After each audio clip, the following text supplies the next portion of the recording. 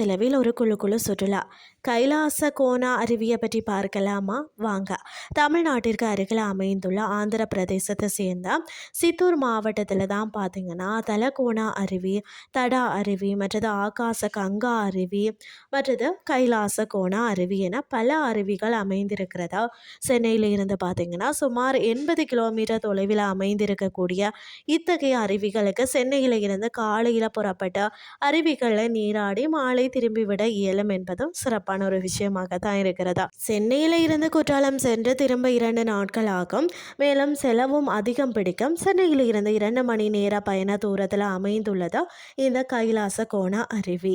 கைலாச கோணா அருவி பார்த்தீங்கன்னா 1980களில் பிரபலம் அடைய தொடங்கி தற்போது பலரது கவனத்தையும் ஈர்த்து வருகிறதுனே சொல்லலாம்.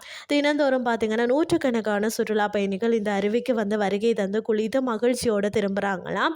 சுமார் 30 மீட்டர் உயரம் கொண்ட இந்த அருவி பல வழித்தடங்களை கடந்து வர்றதால மருத்துவ குணம் கொண்டதாக கருதப்படுகிறதா.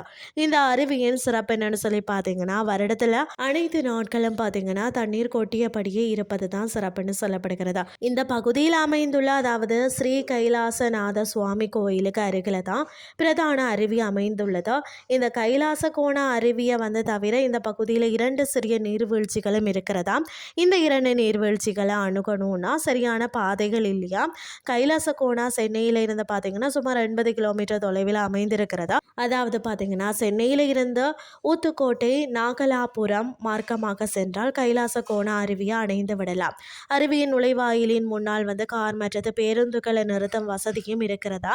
அருவி பகுதிக்கு செல்ல ஒரு நபருக்கு 10 ரூபாய் நுழைவு கட்டணமாக வசூலிக்கப்படுகிறதா. நுழைவாயில இருந்து 5 நிமிட நடைப்பயணத்தில் அருவியை வந்து அடைந்து விடலாம்.